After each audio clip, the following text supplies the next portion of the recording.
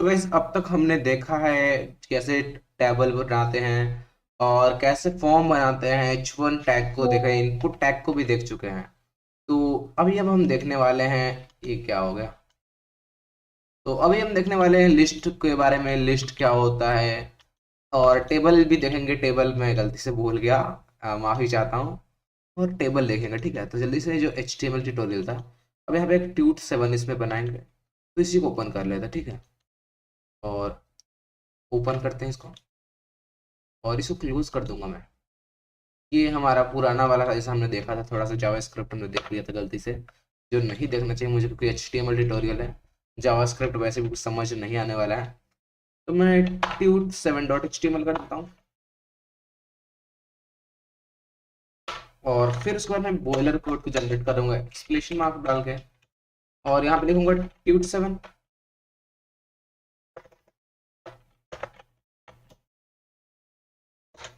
बस। और उसके बाद अब लिस्ट के स्टेप चलेंगे। पहले इसको मैं लाइव सर्वर का खोल लूंगा, और लाइव सर्वर खोलने के बाद हम लिस्ट बनाने के लिए क्या करना पड़ता है वो मैं वो दिखाना चाहूँगा। पहले क्रोम में ओपन हो चुका है हमारा, और हाँ ओपन हो चुका है।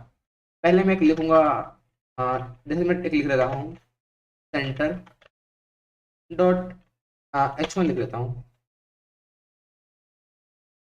इंस्ट्रक्ट मैंने गलत कर दिया, सेंटर। इसमें H1 सेंटर रिकमेंडेड नहीं होता है कि आप सेंटर करोगे इस टेक्स्ट को सेंटर टैग यूज करके, कभी रिकमेंडेड नहीं होता है। फिर मैं कर रहा हूँ वैसे ही आपको दिखाने के लिए। इसके लिए आप क्या कर सकते हो, CSS को यूज कर सकते हो सेंटर में ले जाने के लिए। और मैं लिख दूंगा here we we go, here we go, ठीक है। और ये देखो सेंटर में आ चुका है, लेकिन कभी याद रख, कभी रिकमेंडेड नहीं होता। और यहाँ मैं क्या करूंगा, एक UL डालूंगा। अगर यू डालूंगा तो क्या होगा, अगर यहाँ पे कुछ भी डालूंगा देखो कुछ नहीं होगा, देखो कुछ नहीं हुआ, कुछ भी नहीं हुआ। आई डालूंगा तो क्या होगा, कुछ भी नहीं होगा। और सिंपली इसी की तरह एक हमारा अंडर बी हो गया अंडरलाइन। अपने अगर मेरा DCA कोर्स कंप्लीट का पता होगा, यू से अंडरलाइन, आई से इटैलिक, बी से बोल्ड, और ये देखो बोल्ड हो चुका है। तो बस कुछ नहीं होता है इससे। अब मैं अपना मेन चीज पाता हूँ, UL। और जब UL है तो LI। अब बोलोगे यार UL क्या है, LI मुझे तो कुछ पता ही नहीं। डोंट वरी, मैं बताता हूँ। पहले आपको UL बता देता हूँ। थोड़ा नीचे आऊंगा और लिख दूंगा UL स्टैंड्स फॉर अंडर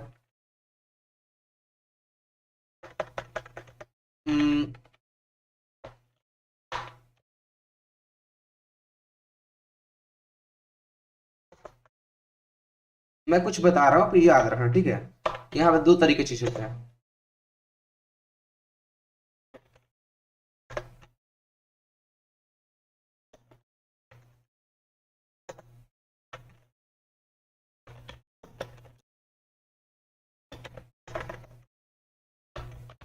अब क्या हो गया यार, ये क्या लिख दिया आपने, मुझे तो कुछ समझ ही नहीं आ रहा है। डोंट वरी, मैं आपको समझाता हूँ ये सब चीजें क्या है ये।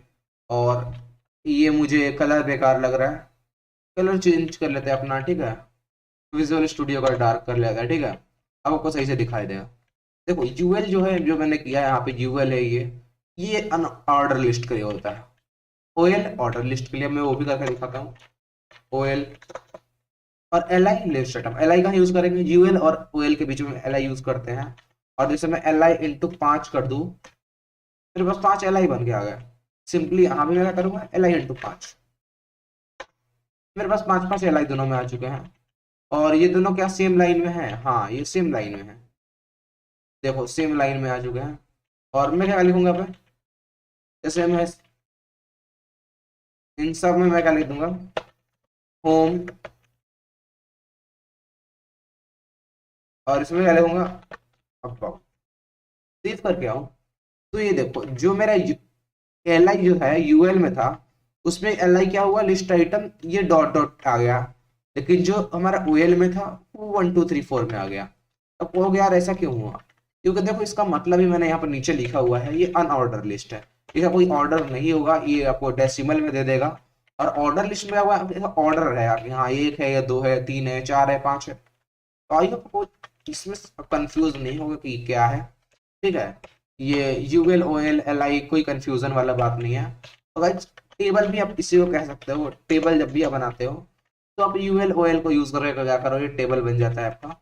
और इसमें और भी कुछ टेबल का अलग कॉन्सेप्ट है जो मैं आपको अगले वीडियो में बताऊंगा। और उतना भी खास नहीं है, टेबल ऐसे कोई यूज करता नहीं है एचटीएमएल में। अब तो रह ही गया है, सब कुछ सीएसएस का यूज करके टेबल बनाते हैं। ठीक है, कोई टेबल यूज नहीं करता, याद रखना। और ये सेंटर टैग में हटा दूंगा क्योंकि ये रिकमेंडेड नहीं होता है। मैं बस एक करके दिखा देता हूँ कैसे किया जाता है सेंटर।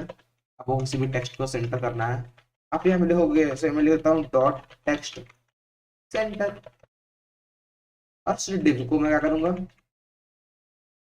H1 के नीचे लाऊंगा और ऊपर आऊंगा हेड में, यहाँ पे एक स्टाइल टैग का यूज करूंगा और इसमें लिखूंगा डॉट टेक्स्ट सेंटर।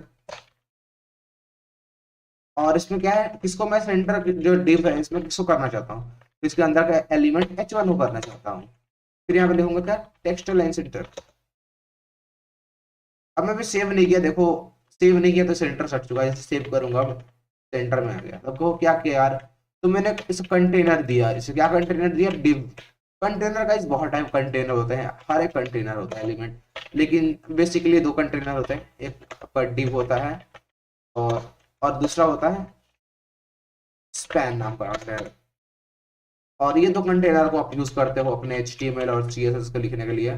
ठीक है, और भी तरीके होते हैं लिखने का, कोई जरूरी नहीं है। अगर इसमें मैं टेक्स्ट में क्या कर दूं, कलर रेड कर दूं तो ये रेड हो जाएगा, ये देखो। तो आपकी चॉइस है, अगर आपको CSS सीखना है तो मैंने लिंक डिस्क्रिप्शन दिया हुआ है, देख लो वहां से। ठीक है, तो आई होप आपका यूएल ओएल का कंफ्यूजन दूर हो गया होगा। वीडियो दूर देर ना हो इसलिए टेबल नहीं बता रहा हूँ। टेबल का कोई कंसेप्ट ही नहीं है, HTML में है बट इतना कोई यूज नहीं करता। ठीक है, तो ऑल राइट, मिलते हैं नेक्स्ट वीडियो में। आई होप अपने क्या किया होगा, हमारे चैनल को लाइक शेयर सब्सक्राइब कर दिया होगा। आप देख लेना स्पेलिंग सही है कि नहीं है, इतना तो मुझे आता ही है। ठीक है, आई होप अपने कर दिया होगा। ठीक है, चलो अब मिलेंगे नेक्स्ट वीडियो में, बहुत हो गया। ठीक है, बाय बाय।